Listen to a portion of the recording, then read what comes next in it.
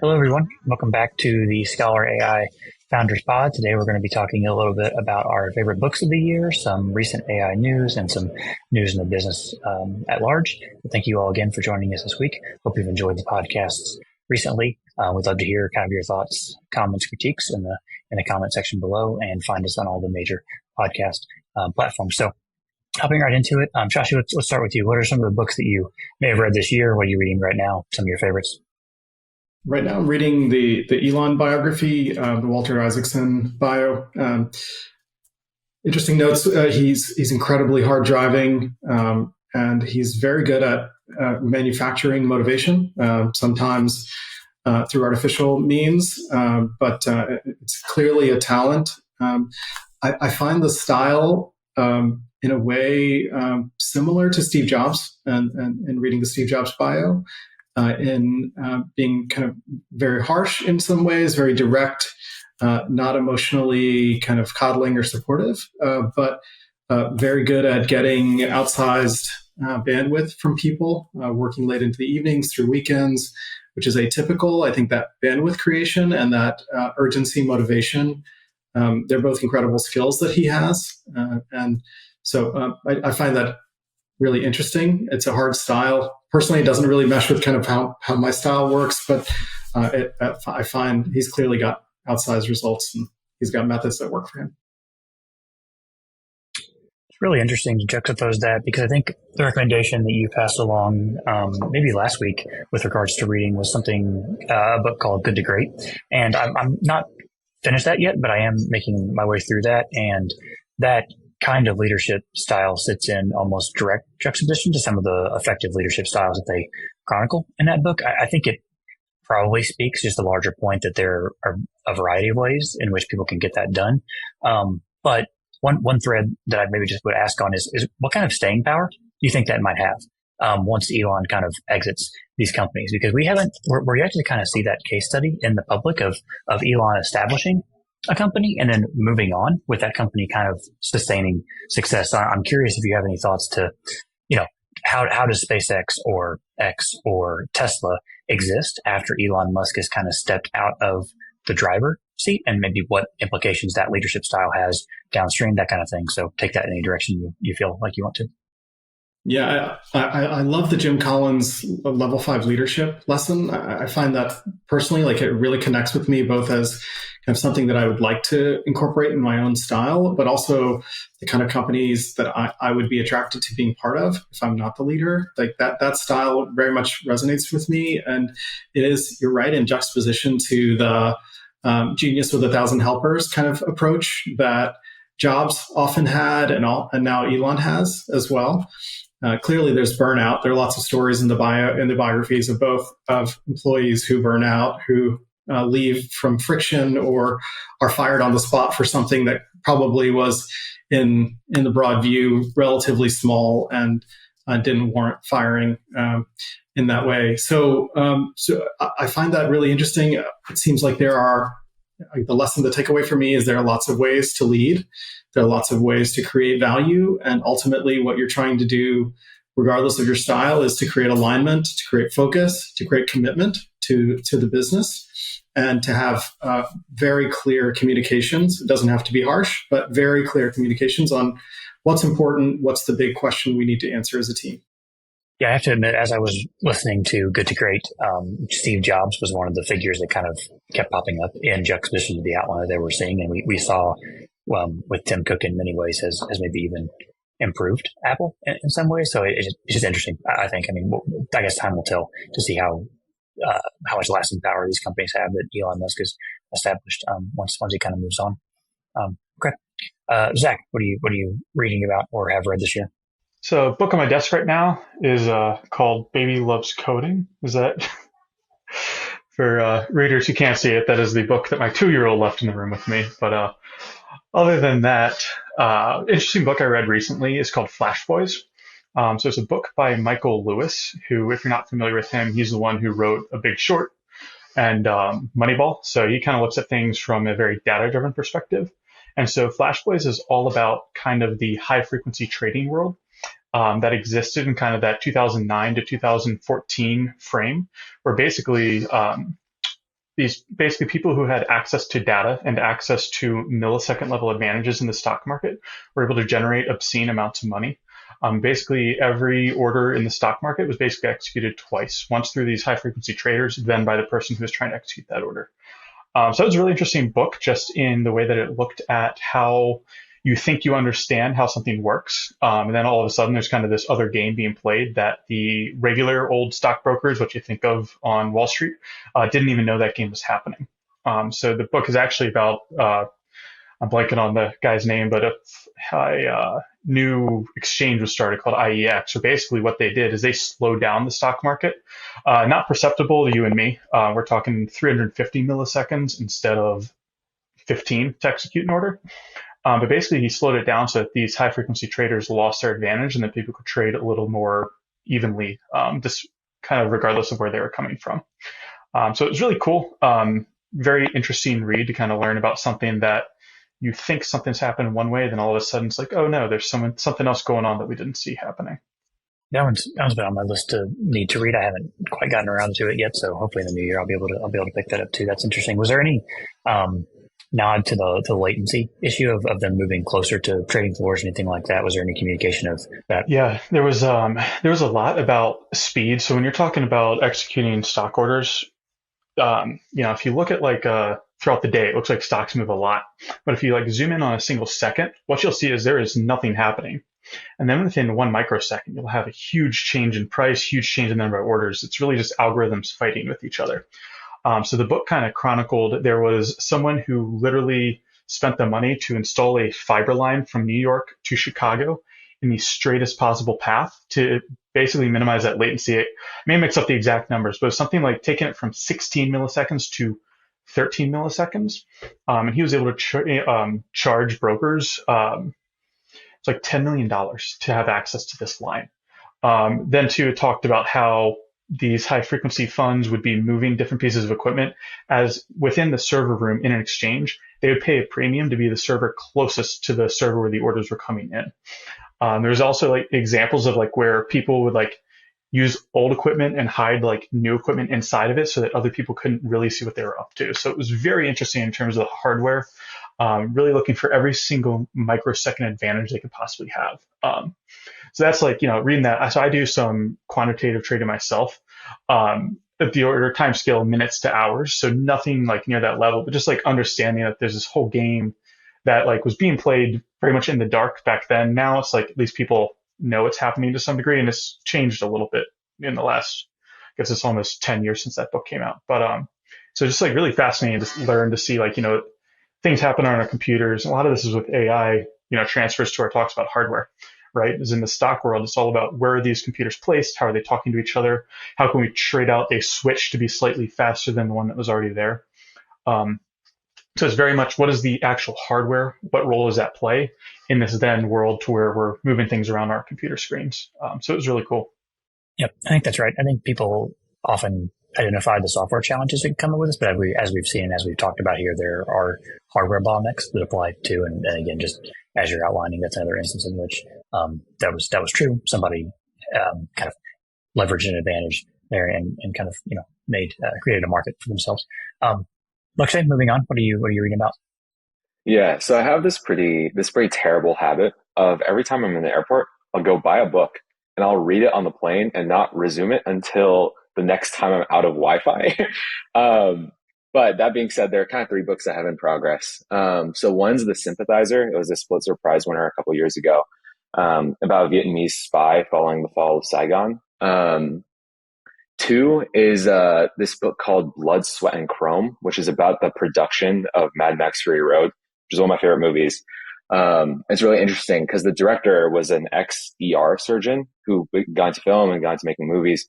It's really, really interesting because that movie, a lot of people say that in it being shot, it's surprising that nobody was dead at the end of it, really, because it was shot in the middle of the Namibia desert, miles from anything, actors, studio, film crew, everything is done practical. It's just a fascinating read talking about what is generally a pretty hellish production. And then third, probably the most discussion spurring with this group, is Build by Tony Fadell, which is a book by an ex iPhone designer who's also the designer behind the Nest thermostat, about the subtitle being how to build things that matter. So it's been something that I've gone back to in chapters every now and again, especially if stuff comes up with this startup. I think it's great. I think being able to take inspiration from other people who have done really hard things, whether it be kind of in fiction or nonfiction, is very interesting. It's also, I'd be interested to read at least the cliff notes of the book you were describing that kind of transformed into cinema there. Hannah, what about you? Yeah, so in my 9-hour drive to Dallas this past weekend, I'm a big audiobook listener, so I split it up in between two. I'd like a book for fun and then a book that would try to teach me something. So I've listened to the podcast from this author before. His name is Marcus du Sautoy. Don't think I'm pronouncing that right, but hopefully somewhat close.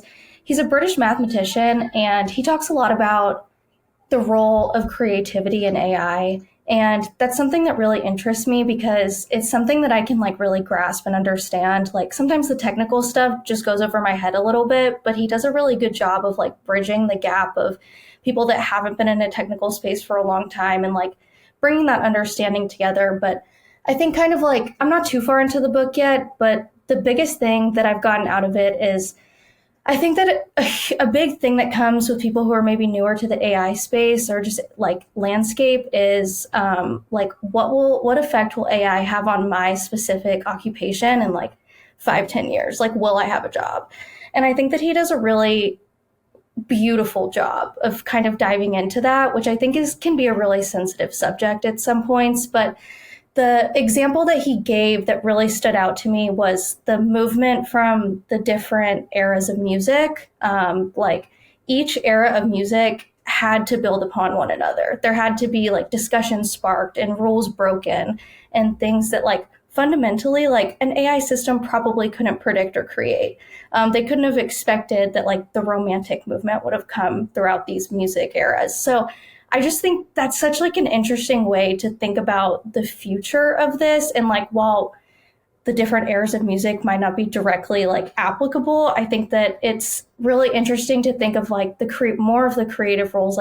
How will AI play a role? How much bandwidth will we give it? What will this look like in 10 years? Because something that really interests me is just trends in general. Trends recycle, but it can be really hard to predict trends sometimes. So what would an AI model predict in 10 years and how accurate would it be? So it's just sparked a lot of inspiration and creativity for me. And it's called The Creativity Code. I don't think I said the name of the book, but that's what it's called.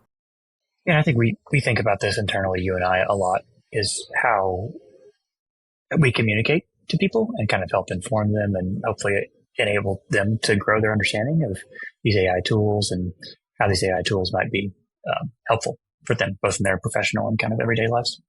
I kind of wanted to leave with the group in opposite of Lakshay. If I actually start a physical book, I forget to live the rest of my life, and so it kind of consumes me. And so, in an effort to not have that happen, I go strictly audiobooks so that I can kind of at least be doing two things at once. And so, one of my goals has been to read or to listen to one audiobook a month this last year, and I did accomplish that, which I'm very proud of. I'm going to try to continue that into the new year and beyond. Most recently, I've been reading I've been listening to a book called Super Founders. It was written in 2001, and it kind of does a nice job of almost taking a cross section of successful founders building successful companies and things, anecdotes of each. The author does a nice job of allowing the data to kind of speak for itself, and I find it really interesting, really intriguing for an audience that has interest in building companies, both from an entrepreneur and a kind of a venture capitalist side.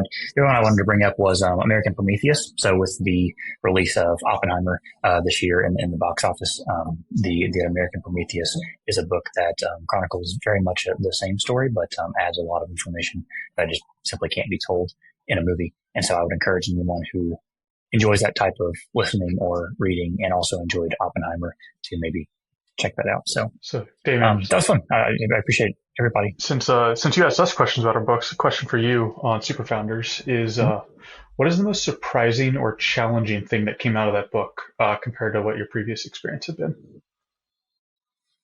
Yeah, that's a great question. I don't know that I could say any one thing specifically as far as challenging my ideas. I think it was a little bit more of simply putting data behind some of the intuition that follows. Like as an example, just as a specific data point, the average $1 billion company, or the company that went on to have greater than $1 billion market valuation, their seed raise on as a median was $4 million. And while that's just a kind of almost a random number in the overall goal of building $1 billion business, it was still interesting to see the cross section of how many companies raised on or about that number. So it just kind of pointed to different events where there was significant overlap, in these various benchmarks that you might think about in a company. So nothing too concrete, I think, to draw from, but just again a collection of shared perspectives, a collection of shared experiences that I think overall does a nice job of shaping perspective in people that have ambitions to build $1 billion company, because building a company of that magnitude, of that size, is a very different pursuit than building a company like a lifestyle business, such as a real estate agency or a chain of car washes, as an example. Not necessarily at all saying that one is better or worse than the other, but the objectives and the ways in which people think about crafting those two different ventures are very different. So. Gotcha. Nice. Yeah, that was fun. Like I said, I appreciate everybody sharing what they were reading. So kind of moving on to that, I wanted to know if anyone was reading anything with specific regards to science, AI, technology that we're building. So, Lakshay, I'll start with you. What have you been kind of reading about recently? Yeah, off late, I feel like I've been getting more. I mean, I assume the question you're asking is more intended on news and events, but I find myself just ending up very, very technically in documentation and learning about a lot of different tech. I find that with the sort of stuff that we're interacting with, that there feels a lot of opportunity for both legacy approaches to problems as well as very novel ones to kind of merge. So I've been just trying to educate myself a lot on how to manage massive data sets, how to do decision making, so that when it comes down to trying to make a really advanced system, but is both making really good use of the new LLMs and all this agent-based systems, is also really well thought out, just architecturally and as a system level design. So I've just been very immersed in Medium articles, really. I think that's incredibly appropriate. I mean, as the person who is the most hands-on building these systems, I think that your perspective to anybody out there that might be thinking about building or actually building in AI, the types of areas where you're finding these resources and where you're finding the most valuable of resources is incredibly informative. So, no, I mean, I think you answered the question perfectly. I'd always encourage you to feel free to share that information, because I do think most people are going to find that helpful, especially people that are hands-on building these systems. So, Zach, do you want to build on that? Anything that you're reading about, learning about? Yeah, I feel sometimes with the way these things move, I feel like repeating a little bit over previous weeks. But in general, I've been looking a lot at how to use transformers in my scientific research. But kind of along with that kind of ties into some of the other things we think about in terms of, you shared an article that I think we're going to jump into a little bit later, in where scientists are using these LLMs that can talk to each other as different agents. So it really kind of, it's fun to read about some of the basic building blocks of the ML and AI world, in terms of, how does a transformer work? How can we use it to look at this type of data when it was designed for this type of data? So I think it's really fun to see just all the different things out there. So Lakshay mentioned Medium articles.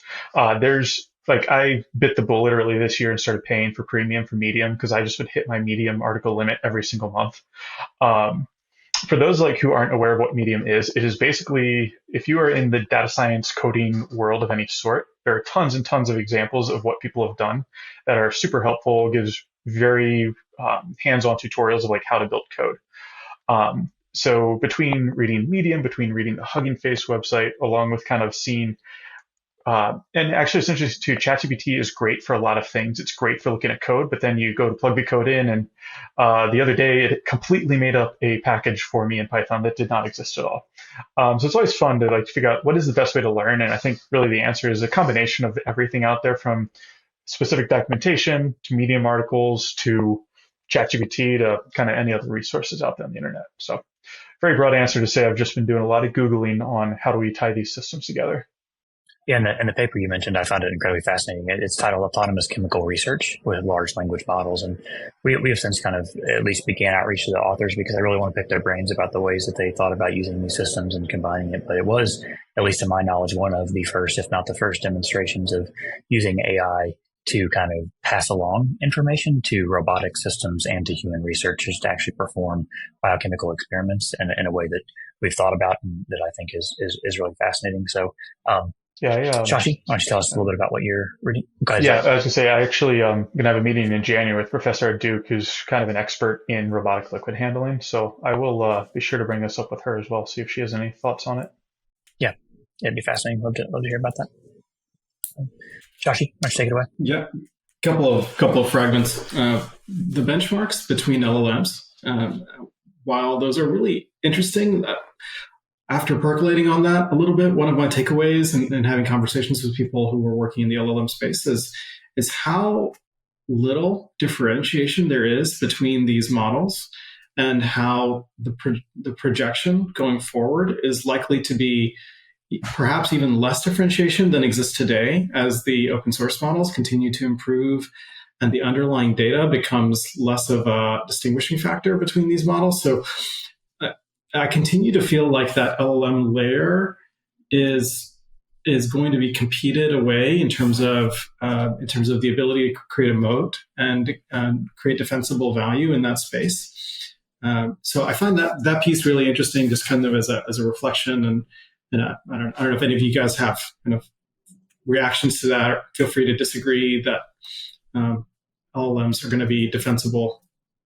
I don't disagree. I don't know that I disagree, but I do, as an additive comment, I think the idea of benchmarking and which benchmarks we used for these things seems to me like a little bit of a moving target, especially as the diversity of use cases for these large language models continues to increase, right? So it feels to me like some of the generic benchmarks of how does this LLM perform compared to the other LLM on this somewhat arbitrary, kind of classic mathematical test or something like this, may or may not be very relevant to LLM trying to help facilitate customer service experiences, right? Or something like that. So I think it's an evolving field, and the ways in which we will evaluate these large language models will continue to evolve probably quite significantly over time. And so I think it's almost a little bit of a chicken and egg problem in that we have to figure out ways that we can accurately and reliably benchmark LLMs before we can start talking about if there's an ability of them to be differentiated amongst one another.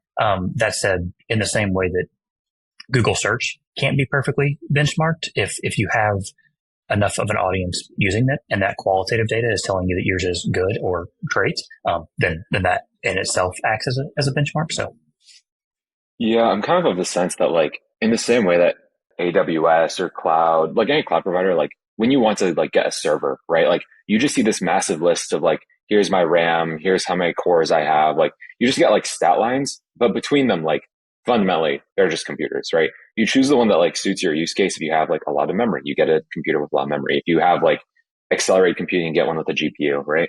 And so I kind of like, I don't know how far away this future is, but I kind of anticipate that in the same way that you just pick what type of server you want and what hardware requirements it provides, I imagine that it's going to be the same way that like you pick your LLM module, you choose how much memory it gets to take up, you choose how fast it's replying.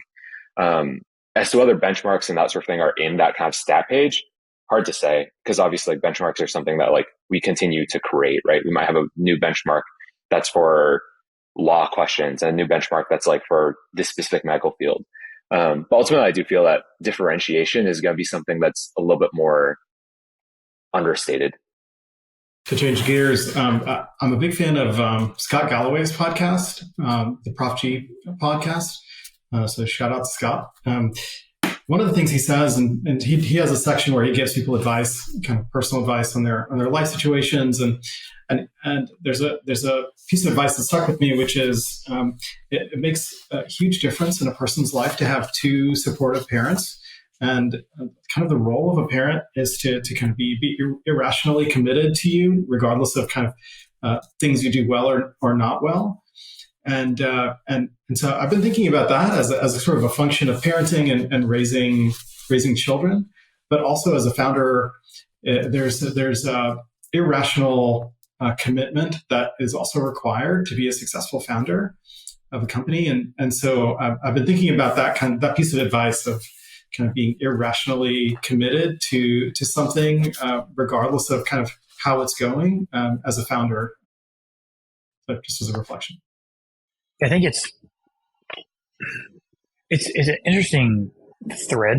I think just upon immediate reflection of that, it harkens back to the ideas that we've talked about of remaining committed to users, staying, beholden to the ideas that our ultimate objective, our goal is to provide user value, and then kind of the exact, technologies that we use in order to drive that value, can be modular, can kind of be selected as we receive new information. It's another kind of, it aligns with a central ethos that I attempt to hold, which is strong beliefs held loosely. And that kind of goes to the idea of commitment to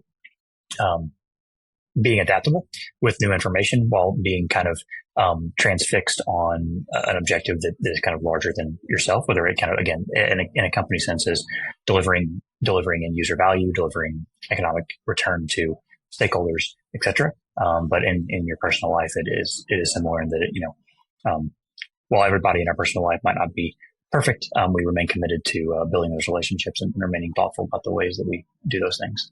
So yeah, I also like Scott's podcast a lot. I listen to it almost religiously, once a week or so when he comes out. I feel like that some of the dialogue he has around not just business, but also kind of in his interpersonal relationships is interesting, and it's in juxtaposition to some of the other media that I try to consume, and so it just fits my habits well that he's at least speaks on one side of things. So, I like hearing you talk about that, Shashi. I reflect back to, I think it was November 6th, the day that OpenAI kind of had their dev day, and a rational thought would have been, okay, our plugin's down. This is not a good thing.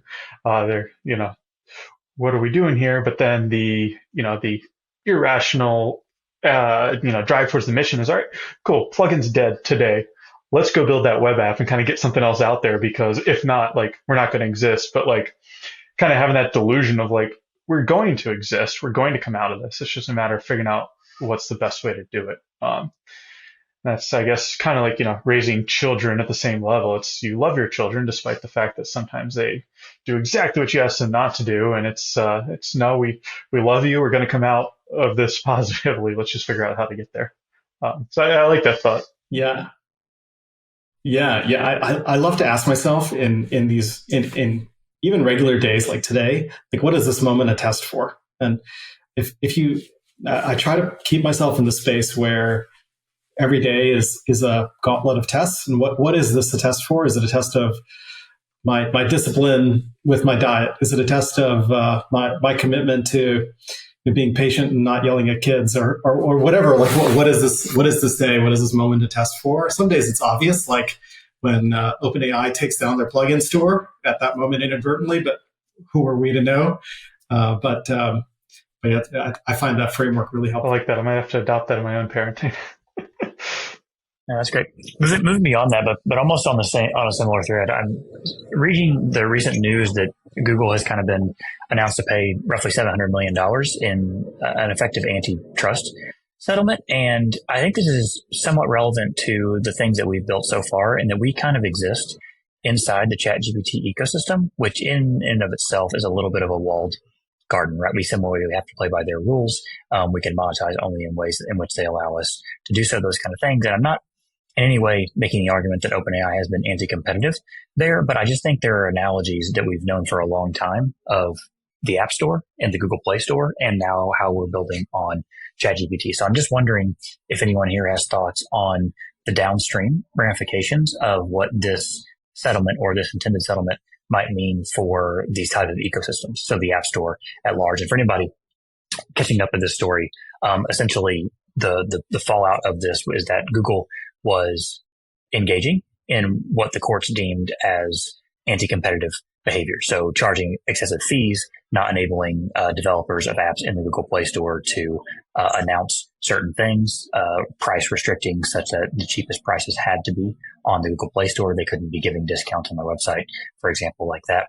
And some of you may or may not be aware that the prices that you pay in apps sometimes is more expensive than the price that you pay on that company's website. And that is because of the markup. So famously, Twitter, as an example, for premium subscribers is roughly 30% more if you try to purchase that on your iPhone or your Android device compared to Twitter.com or now X.com, simply because of that markup. So again, we just kind of food for thought for the group. Would be interested to see if anyone has any reactions to potential fallouts as it pertains to these kind of closed, walled garden systems that are the App Store and maybe potentially these large language models or otherwise. I'll just say aspirationally, I would love to see Google and Apple and other monopolistic style companies be forced to operate in a way that was more conducive to innovation and startups and consumer freedoms and less accruing of value to themselves. And I'll just bring up a related story. So the Apple Watch Ultra Watch 2 is on pause. The latest Apple Watch 9 sales are on pause because the pulse ox component of those was invented by Massimo, another company, and both of these cases in Apple and Google's Play Store, these are situations in which very large incumbents have been able to lean on smaller organizations who may not have as much legal bandwidth and firepower to deal with matters in court and have prolonged legal proceedings. And in some cases on X, it's been reported that companies who were brought in to be partners with Apple and Google, more so teams in Apple, at least in sort of anecdotal stories being reported, that the companies would have meetings. Apple would have a meeting with a partner company. They would hear all the secret sauce, and they would basically file for patents on everything they could, basically leveraging all of their legal muscle and their legal bandwidth. And I would love for the courts to free up more innovation and also consumer freedoms by breaking up some of the stronghold that both have. And kind of double clicking on the story of the pulse ox, the blood oximeter sensors in the Apple Watch. I think in that particular case, my reading the tea leaves of that story also is rather than going directly and kind of poaching a patent from this other company, they essentially just double the salaries of the primary engineers that were working on that, brought them over to Apple, and then kind of reinvented the technology, kind of augmented them. So I think you're right. I think that in many ways this company can do these companies as they reach a certain size they have several levers at their disposal that don't exist in the smaller startup ecosystem. And the more we can do to push the world towards fair competition usually leads to increases in innovation. So I think that's well said. Anybody want to add on to any of those thoughts? To just kind of throw the other perspective out there, and I struggle with this myself. It's like, from more of the capitalistic perspective, in a way, these companies like Google and Apple have kind of won the game and they're incentivized to kind of do what they've done. So it's like interesting, right? Because someone doesn't need to own an iPhone. Someone doesn't need to own an Android. It's kind of a choice. And it's, one of those things, part of that process is, all right, you sign up for probably the App Store, probably the Google Play. So I don't know, in some ways I fully agree. It does probably help innovation to make things better. But the other side of the coin, and I don't really know which is best, but I'm just kind of have thought about this from the other side too, is the other side of the coin, think of all the cool things Google and Apple have been able to make, been able to do because of the access they have to all the consumer data, because of all of that kind of brain power they have behind them. So there are things that come well out of a large organization kind of pushing and being able to do a lot because they have a lot of money, a lot of firepower to kind of put towards a certain task or certain goal. So I think I like the sentiment of break it up, have fair play, but at the same time, it's there are benefits to this kind of stuff. It does make things easier. How many of us use Gmail and Google Drive? And, I am famously, I think maybe the only Google Android user of the team. Very much love my Android. Do not want to go to Apple. So people make their choices in terms of what they want to use. It's hard to balance the fact that they kind of have this monopoly, but at the same time, technically users can choose, and their incentives to build their company are directly against the incentives to kind of have that competition and allow for more fair play. So it's like a tough balance. It's not like a clear black and white answer to me on this one. No, I agree. And I think there's a legitimate argument to be made that the Apple App Store and Google Play Store provide small development teams with distribution, Yeah. right? You can instantly push to those platforms. You instantly get those things. I think the argument here, and again, this is just me as an external reader reading what's going on here, is that they have pushed that boundary too far, such that they are handcuffing these companies that are trying to deploy on their platform. Like as an example, taking a 30% fee, not just at the original download, but also for all in-app purchases, right? So if you're playing Fortnite on one of these platforms, and you're buying skins, or I don't play Fortnite, so whatever you do inside of Fortnite, all 30% of all of that revenue ends up going to the App Store or the Google Play Store. And I think that the public perception is that that's simply too much, and it simply limits the amount of things that can happen there. So I agree listening to arguments you made on both sides. I think it also is interesting in reference to a conversation we had last week with Epic Games actually just won a lawsuit against Google, following a loss in a lawsuit against Apple, which was essentially claiming the same things, but there are just some subtly different practices. I think also some debate to be had around the ways in which those arguments were constructed, as leading to one outcome versus another. But I think it's a debate that we won't see an end to soon, but I think it is thought provoking, especially as it relates to us trying to build inside or on top of other platforms as currently ChatGPT. And like I said, we've seen the tangible benefit of that. So I'm in no way saying that ChatGPT is doing anything below board right now. In fact, they've been, from my perspective, outstanding to work with, and we've gotten massive distribution because of some of the advantages we've been able to leverage in that platform. But just an interesting thought to walk down, and will we? I'll be interested to see how it progresses up to. So moving on slightly from that, unless there's any other thoughts with specific regards there. I'm also curious, another thing that we debated a little bit last week was with regards to funding going into these large foundational models, and Anthropic is set to raise again at a fairly increased valuation, and they also just announced a partnership with SAP today. So wondered if anybody had any comments on kind of the thoughts on more investment being given to people building large language models, these foundational models. We also see an AI startup that are leveraging these models, and Harvey AI, kind of AI for law, also raising at a very large valuation. So feel free to take that in any direction you want to. I did not hear about the SAP investment. That's interesting. I'm curious as to, I feel like there's kind of like been waves of generative AI startups. Like I feel like, of course, like OpenAI being the first one, and then Anthropic spinning out of that. And now we're seeing like a couple, like Harvey being one that like is a LLM user, but not like a LLM's like creator themselves. I'm curious, especially with the overall macro economy of investing in VC, as to like where those waves continue to push money if it is in the AI LLM space, right? Is it going to be on foundational models? Is it going to be things that are using the foundational models? And how are those like moats and competitive advantages defined? When we look at something like Anthropic, like to me, it's like, okay, yeah, obviously you invest that. Like AWS has like a deep relationship with them. Like that seems very success prone. So put money there. But especially when you look at like Harvey or like a new, like very young startup that's like saying like, hey, we're going to make an LLM or a new foundational model for this purpose. How do VCs look at that versus Anthropic versus an OpenAI versus a Mistral? Yeah, I think it's a fair point. And honestly, Harvey AI kind of threads that needle in the middle of that spectrum. So they're a little bit older than I think people might imagine. I think they're up to their Series B right now. I don't exactly know off memory what year they were founded, but I believe this most recent raise, which I think was in the roughly $80 million range, actually brings their total raise over $100 million in total. So that company has been around for, I think, a little bit longer than maybe everyone might immediately think. It's not so much of a new AI startup so much as it is an AI startup that's been building in the space for a while. And I think beginning to use these emerging capabilities of the large language models in addition to whatever, suite of technologies they may have internally. I don't know. I have several thoughts with regards to the VC funding and kind of where it's being directed in AI startups. As a member of Duke Capital Partners, we see a fair bit of AI startups that kind of come through our desk, either in our screening rounds or, just as kind of in our different sourcing channels.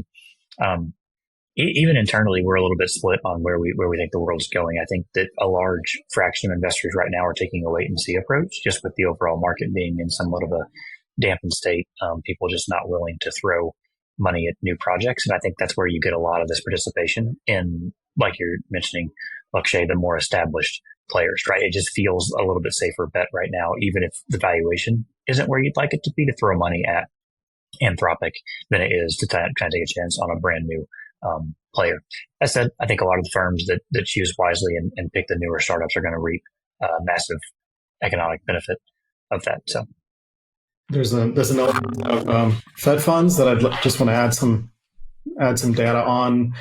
So the inflation rate is down to 3.14%, which is down from 3.24% last month, and so it's on the decline. The Fed funds rate is presently target rate is 5.25 to 5.5, which is higher than that inflation rate. The Fed's target inflation rate is 2% or so. We're going to get to the twos relatively soon, which means the market is starting to price in rate cuts next year. If that happens, the expectation, I believe the consensus is about 3 rate cuts or 75 basis points of cuts. That's a lot of money that will flow into the stock market. I bring that up because the VC climate is dictated by what is the finish line. And usually the finish line is the stock market. It's a public listing. The investors get liquid, return capital to their LPs. And so as the public stock market gets flooded with cash, if that indeed happens, that will make the finish line indeed a bigger outcome and remove some of the constraint or the headwind that the VC market has had for like 2 years or so. So we're still sort of in a tight VC space, but that could loosen up substantially if the Fed does end up cutting rates next year, and if therefore the implied valuation of the finish line for their venture funded businesses is higher, then that could be a really interesting development on the VC side. That's right. That's well said. No one wants to invest at the Series D and then watch their investment go down in the public markets after people have IPO'd. And there's some IPOs that people have kind of earmarked to keep their eye on, Stripe being the most notable one, at least in my memory right now, to kind of set the tone for the market as we head into the new year. So that's right. There's just significantly less risk capital in the system, and people are not going to be willing to risk their money in high leverage startups when they can get a decent return in private, more secure markets or vehicles, if you will. So we are coming up on time today, but thank you all for joining us. Please find us everywhere you find your podcast, especially check out our YouTube channel. Please engage with our conversation over there. Send us some thoughts, send us some comments, send us things you might want to see from ScholarAI or kind of the broader AI market in general. And as always, thank you all for joining.